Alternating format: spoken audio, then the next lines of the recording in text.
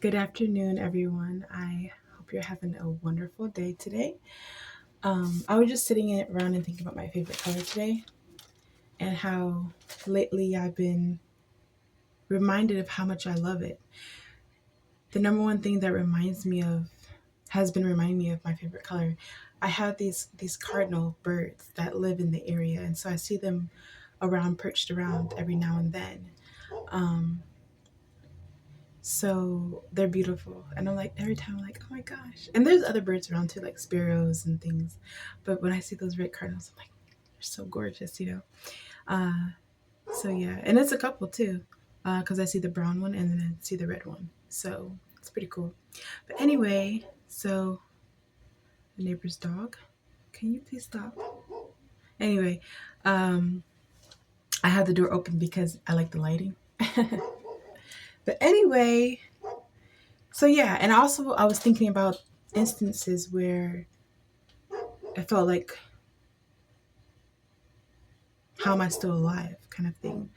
There's one moment in particular where to this day, there's no scientific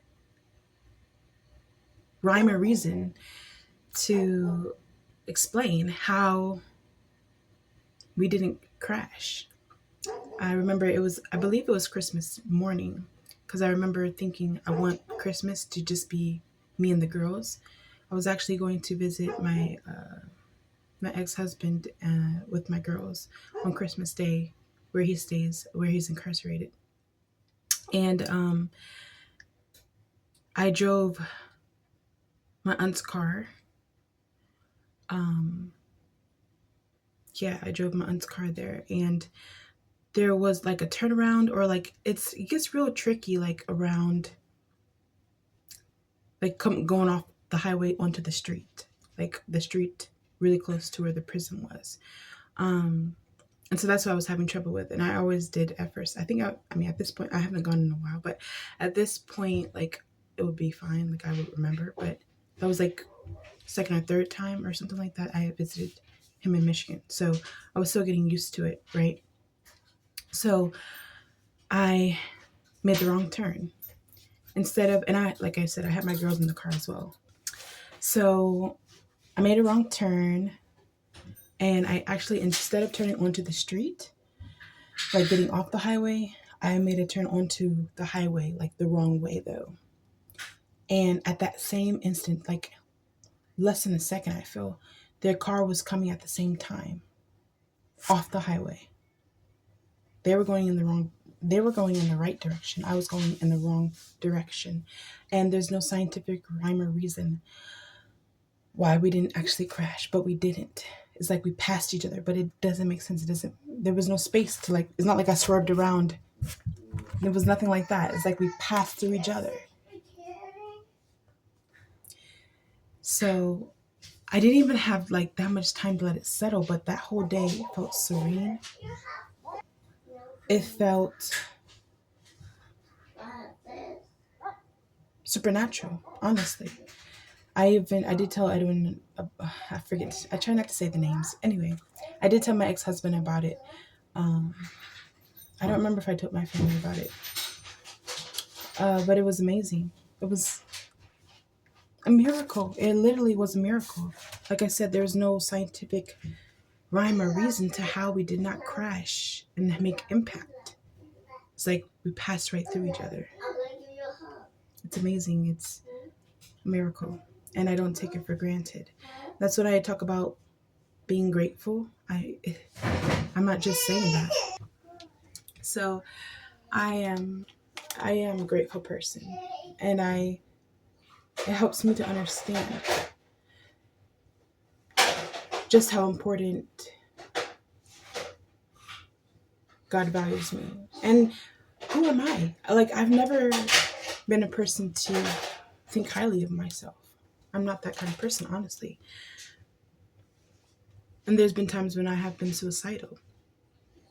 And God blocked that as well. That's another time. Right. Let me talk about that. It's hard because it's in the past, right?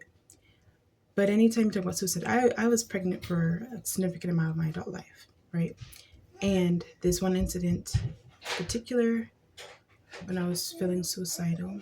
I was pregnant with my third child. I I'm trying to make sure I don't put too much drama into it because I don't want it to be about. I don't want to feed that old drama between me and my ex-husband, right?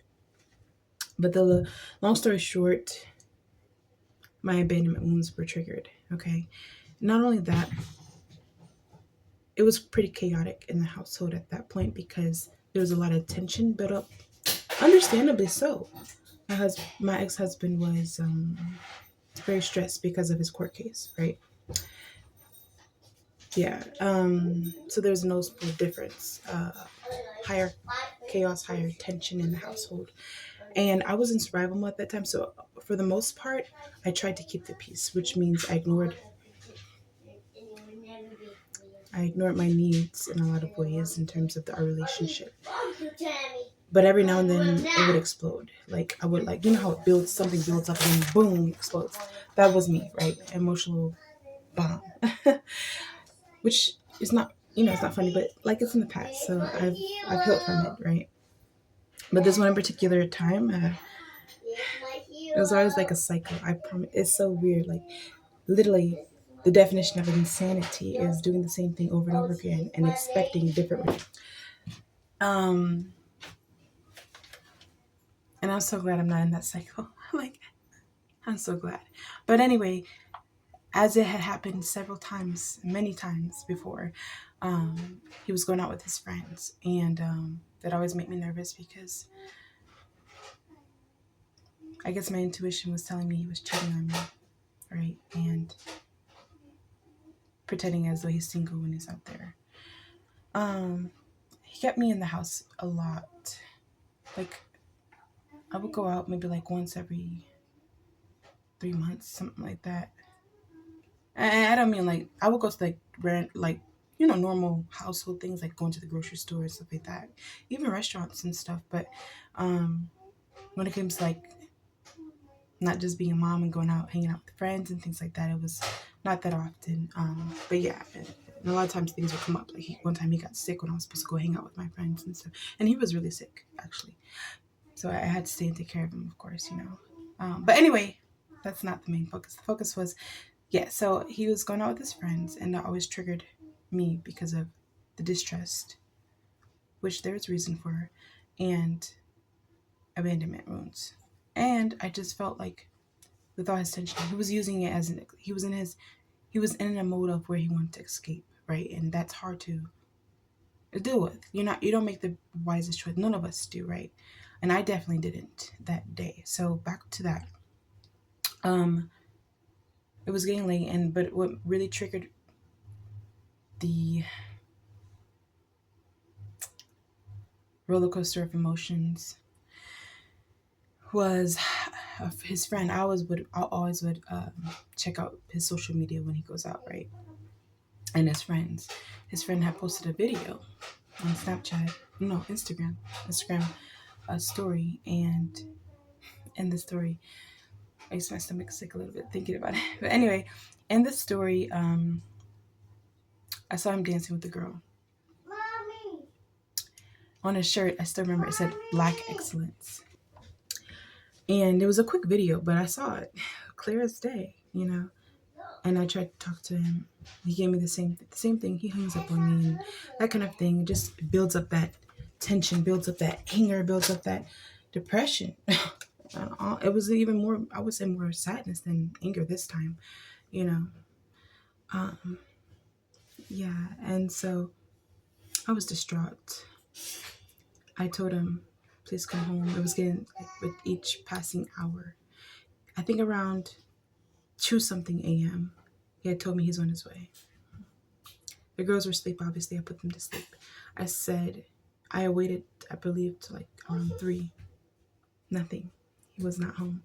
And I told him, if you don't come home, I'm going to kill myself. And I was serious. Pregnant and all, which is shameful, but it's in the past. And I have come so far in my healing journey. I would never do such a thing. I would never even allow someone to have that much power over me anymore, right? But yes, so I was like, I'm gonna fucking slice my. Oops, sorry. I try not to curse because as a child of God, you have to represent well. But anyway, sorry. Um, I'm like, I'm gonna slice my freaking wrist, you know. So I went to get one of my newer knives that I bought because I cook a lot, Um, and I went into the tub because of my idea is that like less mess or whatever. I went in the tub too and I had a miscarriage. Anyway, weird, strange connection there.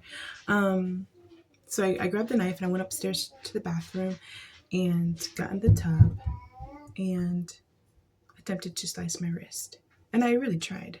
And this, mind you, I grabbed one of our newer knives. But I believe God blocked it because it was as though the knife all of a sudden turned dull. It did not want to cut. It made the slightest cut, like the very first layer of skin, I would say. Even the scars, there's no scars to tell the story. I tried I want to say 6 times. I took a deep breath and, and it was like the knife was dull. And then I just gave up trying. And I went to go sleep with my daughters. I'm trying to do I came home at like 5 something. Drunk, and like whatever. But God saved me from myself that night. And I take that as a miracle as well. Because why? Like, people have done it and been successful, and I would have. I think God intercepted. And I count it as a miracle. And that it was not my time yet. And I'm thankful, I really am. And I'm so grateful, even in my healing journey, that I know how to never get to that place again, ever again, for no one, And I'm really grateful. So anyway, I hope that helps because, like, your life is so much more worth. Your life, you deserve so much more than giving up because of how someone else is treating you. A lot of the times when someone treats you poorly, it's because that's how they feel about themselves. And I didn't know that back then. I thought it was because I am trash. I thought it was because I'm trash that people are treating me like trash. But a lot of the times it's because they're projecting. I didn't know that back then. And I just took the projections onto myself and said, yeah, I am trash. Yeah, I'm worthless. Yeah, I am. I'm ugly. I'm lazy. I am a little bit lazy. I will say lazy because, like, not lazy. I'm not lazy. That's actually not, that's not true or genuine. I'm more like a procrastinator. I do struggle with procrastinating. But anyway, so, but you are not. You are so valuable. Deer in someone's backyard, like 2 deer, and one of them has pretty big antlers. Those are the biggest antlers I've ever seen, and they're not that big. But for me, I usually see like a doe and her what they call it, baby deer, fawns, right? But anyway, it's really cool. But anyway, back to what I was saying. You are worth it. You are so special. There's only one you, and to give up because of how someone else, at the end of the day, how someone else feels, it's just an injustice to yourself. It's an injustice to yourself, and you deserve so much more than that. If you're in a relationship, family, friend, coworker, whatever, and they're making you feel less than human or worthless, it's time to take a break from that people. Whether that means complete break, cut ties completely, or you will know the best for yourself, but you deserve more than that. And it's time to look inward at oneself and say, I am worthy of love. I am. I'm good at this. I'm good at that. I am beautiful. I'm a good person, Don't say that if you're not a good person. I'm just kidding. I'm joking. Not really joking. No, I'm kidding. But yeah, no, positive affirmations. Remind yourself. Something that really helped me was finding things that I like hobbies, like gardening. I never knew, like, I just randomly just, I've always had a desire to want to grow things. I've always been connected to trees. Like I like taking pictures of trees. Like literally, it started like in college, I would think. Actually, even before then, yeah. In high school, I remember we had this where we lived when I was a senior in high school. We had this. It had this beautiful tree that had these beautiful, pretty blossoms, and I remember having a picture of that. Wow, that deer with the antlers is pretty cool. Um, so I always appreciated that. And the older I got, the more I learned about trees that they're really a blessing from God because they filter and purify the air that we breathe. And so you gain a lot more appreciation for trees when you realize that, right? But anyway, so um, gardening has really been healing for me. Um, it's been a blessing to see how something so tiny can grow into something big and even sustenance like food supply and more natural than what you could find at a grocery store, and that's awesome.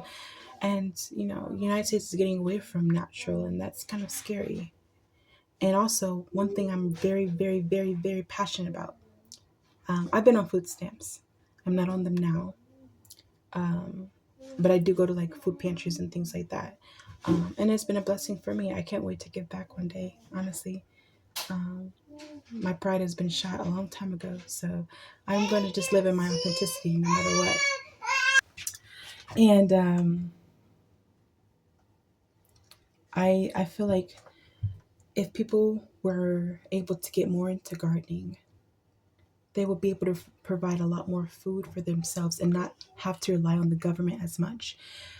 I think being more self-sufficient is the way to go. I can't wait to learn how to, have a homestead. I can't wait to learn how to make butter and make cream cheese and make, canning. Like I want to learn how to can so badly, and even all the medicine that God gave us. I don't remember the scripture. Ask a Jamaican; they probably would know. Not even Jamaican. Ask a Rastafarian, and they probably would know. But I'm not that. But I know they bring up the scripture about the herbs, right? There's so many herbal medicine or herbal plants out there that provide herbal medicine, and I can't wait to learn about it all. So yeah, I can't. Anyways, I talk too much because I'm supposed to keep that on the hush hush, but I just got passionate about it. So, um, God has blessed us with so much we don't even realize. But anyway, so my poem today is called Red, read by Jessiah Voné. My favorite color is red. Something about that bright, bold color leaves me feeling understood and brave. Yes, I love all the colors you see, but red, yes, red, has always stood out to me. You see it in the flowers, and every now and then you see it in the sky. You see it in the fall, when the leaves change to yellow, red, and auburn. And me, I see it when I close my eyes, looking at the sun, bathing in all of its healing glory. When I wear red, I feel bold and brazen, unapologetically free, because I am who I am, no matter what you may think or want me to be. You thought you stripped me of all my powers, but you just made me stronger instead. To God be the glory, you didn't unalive me. It was a fraudulent attempt because it is God who fights for me. You should have gotten a better insurance policy. No matter what God has promised, great things. No matter what God has promised, great things to me. And you all will be bound to the things you tried to do to me. Just like the song. The enemy thought he had me, but Jesus said, "You are mine." You thought I was alone and unable to stay grounded, but God's own army helped me keep calm and my head above water. What is done in the dark will come to the light, and I pray so shall it be and apply to my own life, especially for my known and unknown enemies. I accept the title of Black Sheep, a generational curse breaker, restoring honor for my ancestors. What an honor and a blessing to be a servant of the Lord, to do away with turning a blind eye to abuse of power, abuse of a title, abuse of others who didn't deserve their innocence perverted. Yes, you cannot stop me. I will speak up for what is true and right. God gave me this path. I'm picking up my cross and following him. I'm so sorry you dropped the ball and refused the call. Don't take it out on me. When you know I've always been loving. Yes, I love my family, but I don't agree with anything they do in the dark when they put their Bibles away for the day and take out their spells to cast to anyone they see as a threat or even gave them a dirty look. I don't stand with them. I don't stand with them, just like the color red. I always stood out. I never felt I belonged. And now I know it is because my soul, in fact, does not belong. So I wish you well, and divine timing will help me say goodbye once and for all to the people that raised me to fall to the ground. But just like a phoenix, I will never stay down. By Jessiah Voné. And if any of you guys are praying people, just pray that I'm in a dilemma, truth be told. I want to move so bad. I've tried through means of like getting a voucher and things, but the place I tried to move to, wow, there's the Cardinals right there. My phone doesn't have the option to turn the video. Maybe I can show you. You see them? You see them? The red one, I'm telling you, the man does not like to be on video. He gave me that one time. Anyway, it's funny, but hopefully you saw them. Anyway, if you're praying people, just pray that I'm able to move my daughters and me into a place where it's our own, a safe place, a safe place in every way, a safe place spiritually, mentally, physically, financially, a place where we get a fresh start, right? A new job, all of that. So if you're praying people, just please throw me a bone and pray for me that God will provide a new home, a new city or town, and a new job and everything that we need. Thank you so much. I hope you have a blessed, blessed day. And you are worth it. You are worthy. There's only one you. Remember that always. Much love.